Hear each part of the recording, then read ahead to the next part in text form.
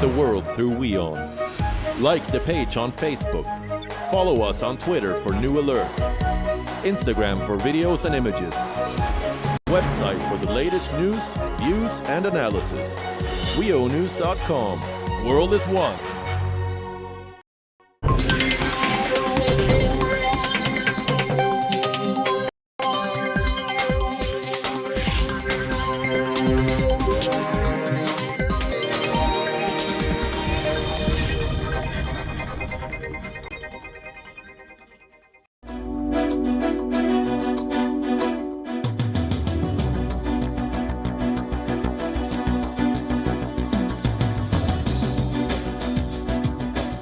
Hello and welcome to WION World is One. I'm Ghadi Francis and this is the West Asia Post, our weekly show where we bring you all the latest updates from the world's most volatile region, a region that is currently evolving both geographically and diplomatically. Currently, the Saudi Crown Prince Mohammed bin Salman is on a Gulf regional tour. Meanwhile, UAE's top security envoy is in Iran.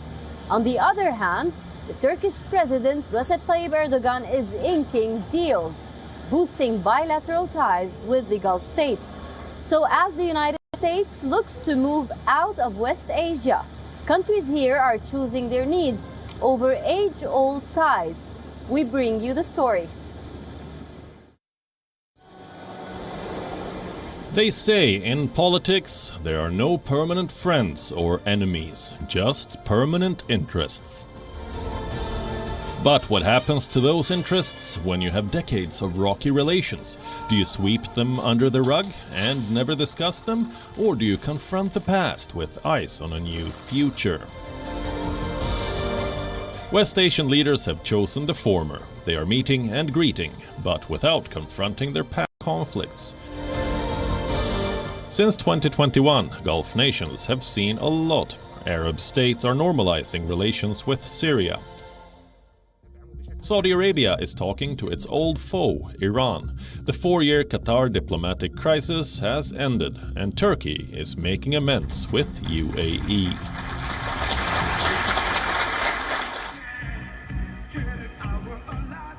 So, how did it suddenly begin? The beginning of this change can be tracked back in West Asia, but now their focus remains the Indo-Pacific. So, the region is on the back of their mind. At the same time, politics here is constantly evolving, from the Abraham Accords to the Qatar blockade.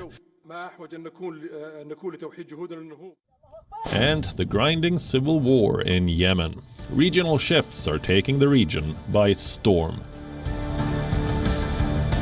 The first visit of its kind was that of the UAE Crown Prince to Turkey. Prince Mohammed bin Zayed Al Nahyan landed in Ankara as part of a diplomatic spree.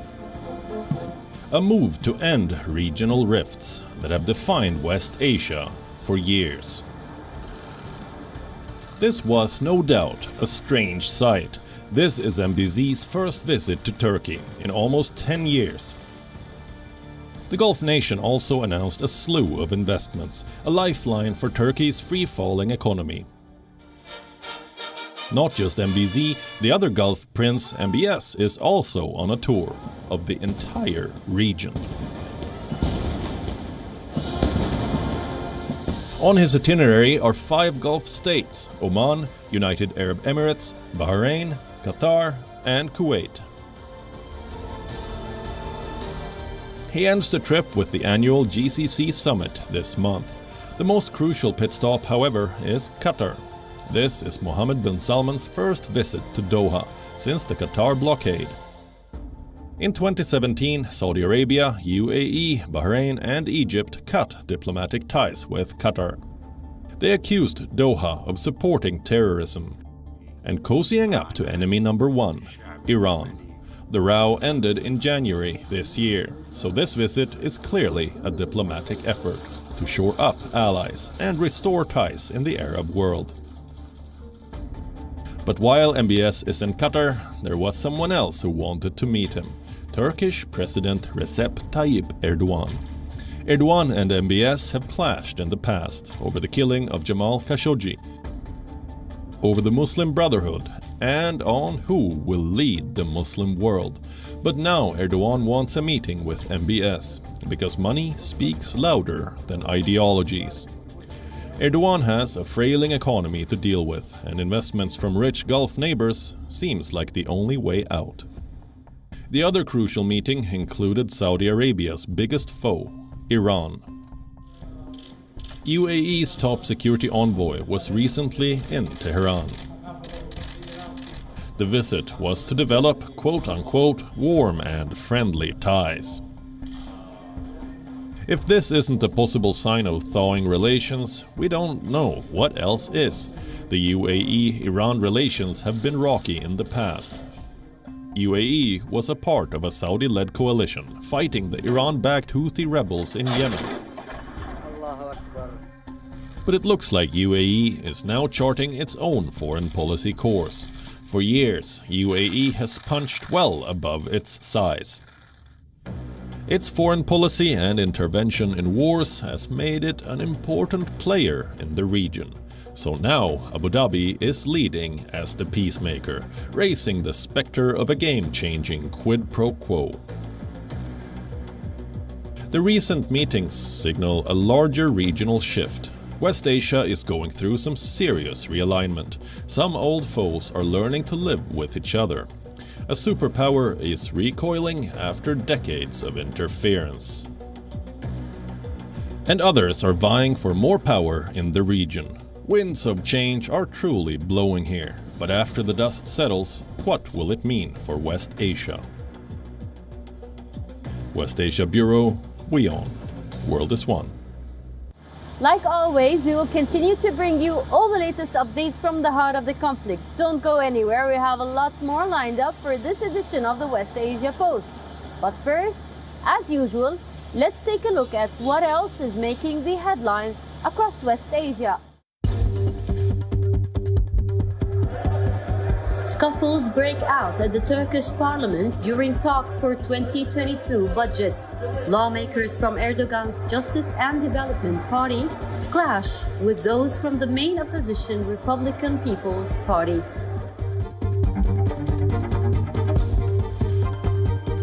Authorities in Saudi Arabia have launched their biggest ever crackdown on camel beauty contestants, especially those that receive Botox injections and other artificial touch-ups. According to Iraqi military officials, US-led forces have ended their combat mission in Iraq, a move that transfers all remaining troops into a training and advising role. The US Congress has allowed a Saudi Arabia weapons sale to proceed. A bipartisan bid to block the $650 million sale of missiles and missile launchers failed in the US Senate. Israel announces the completion of a barrier along the Gaza border, equipped with underground sensors, radars, and cameras to curb threats after 3.5 years of construction.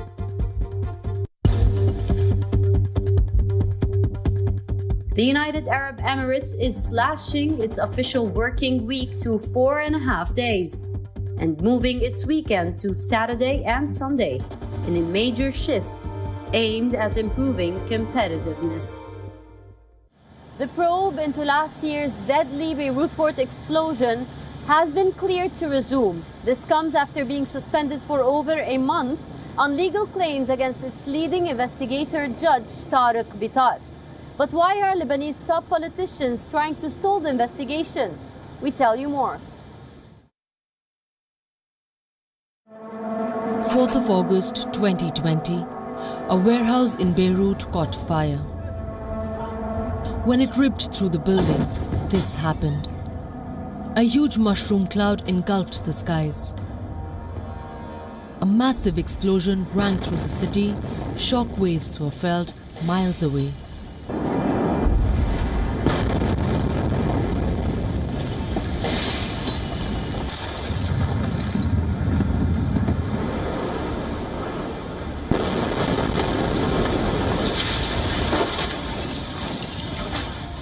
The fire detonated 2,700 tons of ammonium nitrate.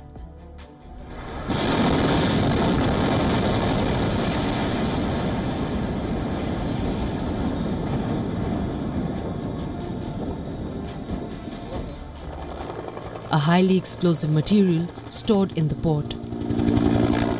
In moments, the city resembled a war zone.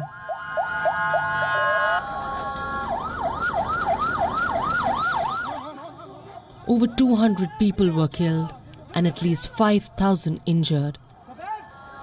Chaos and confusion gripped the streets.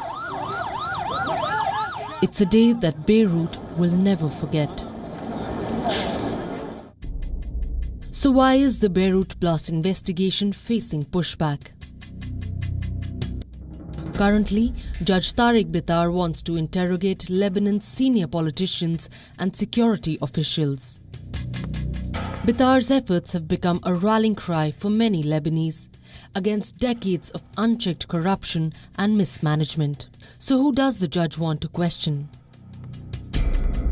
Some very powerful people. Among them, the most prominent is Lebanon's former finance minister. He also wants to question Hassan Diab, the country's prime minister at the time of the blast. Many of them could face prison time if convicted. However, all deny any wrongdoing. So how are Bitar's efforts being stopped? All of the officials Bitar wants to question argue that they have immunity or that he lacks authority to prosecute them.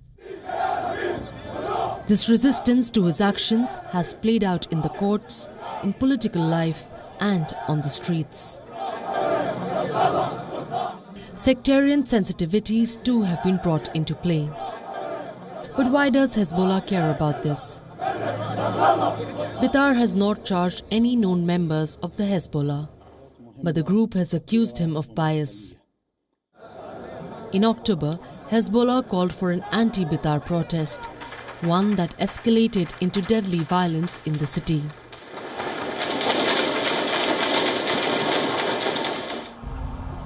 So what exactly is at stake in Lebanon? Any hope of accountability? The tussle over the probe is a part of a wider struggle. It highlights problems with Lebanon's politics.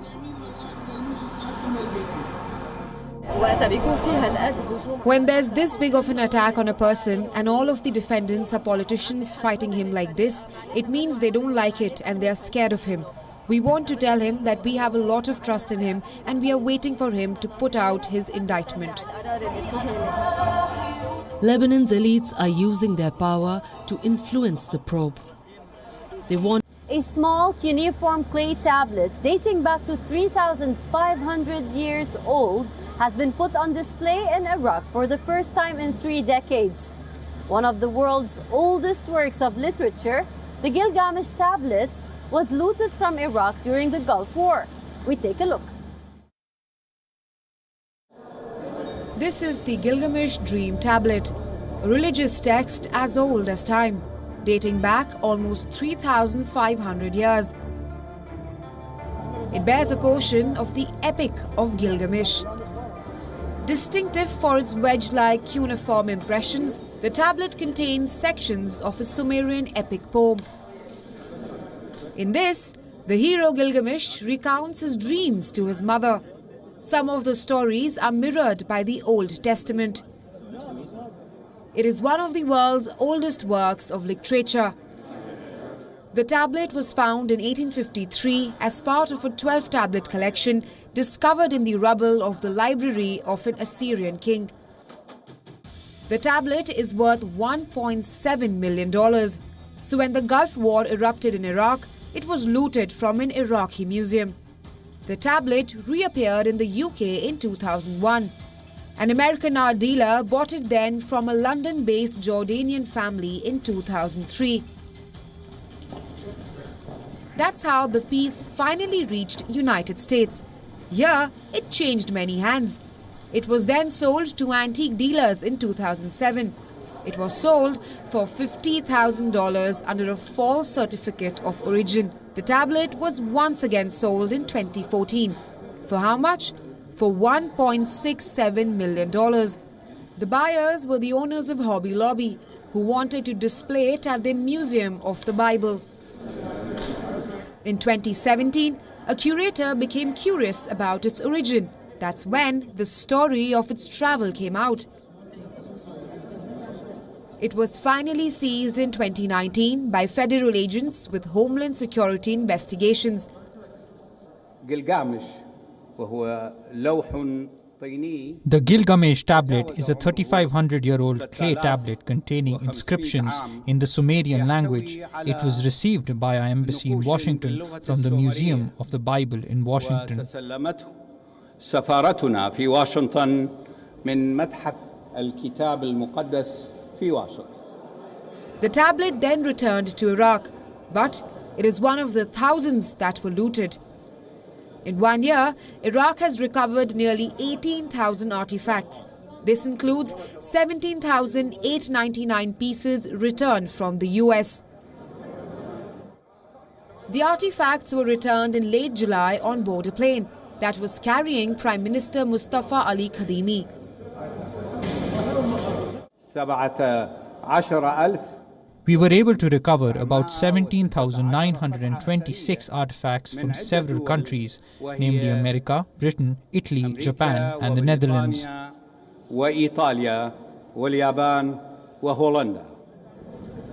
Since 2003, Iraq's ancient heritage has been decimated by conflict, destruction, and looting. Over the last 30 years, the Gilgamesh has seen the world, smuggled through many countries, accompanied mostly by false documents, often dusty and non-recognizable. Now, the tablet has returned to its homeland, its rightful place in Iraq. West Asia Bureau, WION, World is One. West Asia is not without its share of culture, beauty, and oddities. In our next segment, Curiosities, we bring you some heartwarming stories from the region.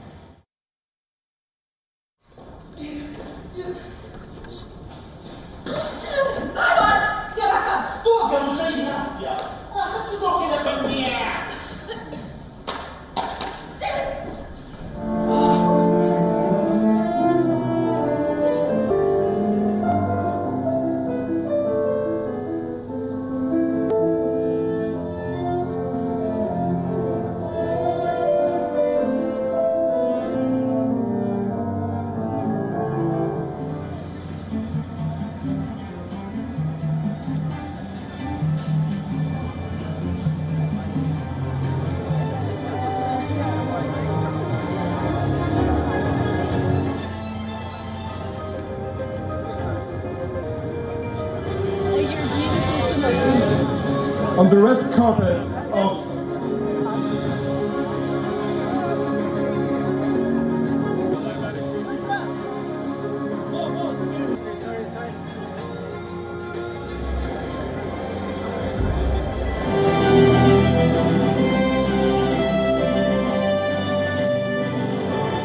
That's all we have for you on this episode of the West Asia Post. I will see you next week with a brand new lineup, bringing you more stories from the world's most volatile region. Until then, stay safe. I'm Ghadi Francis, coming to you from Beirut, and you're watching WION. World is One.